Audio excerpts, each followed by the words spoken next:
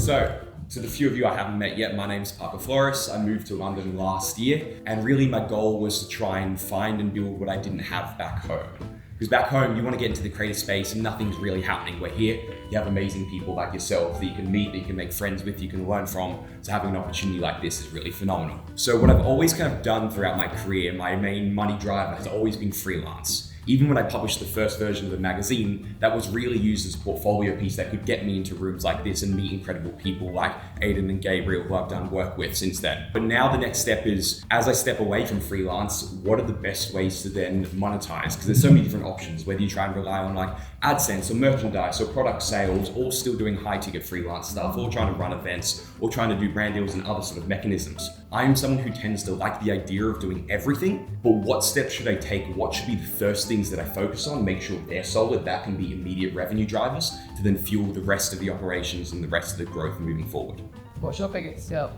The one that I tend to advertise is photography, but I find because I've worked doing so many different things in media, it means that I'm really good at communicating with lots of different people in lots of different areas, because I know just enough what their main problems might be, what their main skills might be, and how to link them with other people.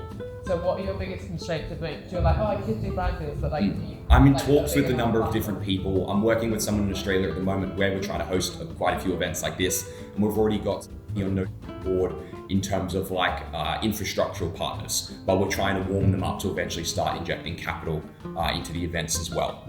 So we're kind of very early days with that, but we're getting lots of proof of concepts. There's hundreds of people attending those events. I think at the moment it's trying to host about 7 per month around the country.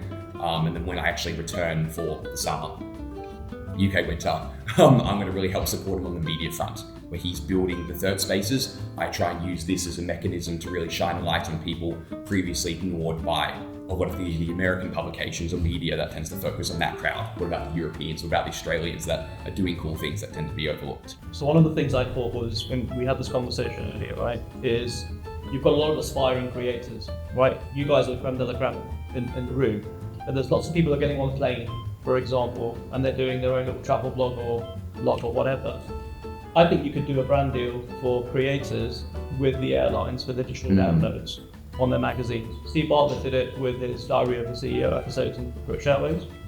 Why couldn't you do that with that? Because everyone's aspiring to be the next Joanna Chung, Simon Swift. So you'd be a facilitator.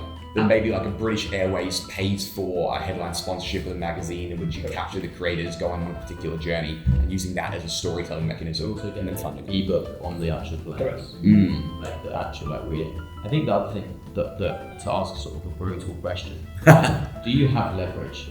Do you have an audience? Do you have like leverage to so when you go to BA being like, I've got 10,000 people that bought this magazine, or I've got 100,000 monthly viewers or listeners, whatever. It's growing. So my goal over the next month is I've seen it starting to pick up, and it's really to systematize things. Because I'll get into a nice routine of like posting every single day on platforms, starting to grow, and then I have to put the magazine together, and that's 3 weeks of doing nothing but that's just trying to focus in. So it's trying to set things up in a way that it can be consistent. I can show up every day regardless of what things may appear in the meantime. So that's what The other thing I would also do is that, like, if you're not doing this already, like, I think many people in this room would be like, oh, I've got to publish a magazine. Like, you're also telling others how you publish a magazine, and you get sponsors, how you go, taking photos of the magazine, whatever kind of goes into producing that. Where do you find a printer? Yeah. And you're also documenting that, because if you have those kind of people watching who's interested in business, interested in the magazine, they will also naturally probably be some of the people who are interested in sourcing magazines, having ebooks on plane tours. So yes, I did film the production behind the scenes of this, trying to find the printer, going there, sourcing the different copies and things. That's one video. Yeah, I just recorded the footage. I haven't figured out how it's going to be pieced together yet. It was just like too stressful just putting it together. I just tried to record bits and pieces that were interesting.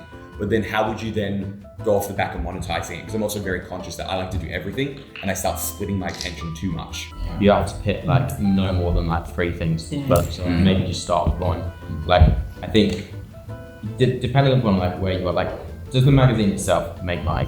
Well, currently it's a loss leader. So then you basically need to find a way to support the magazine.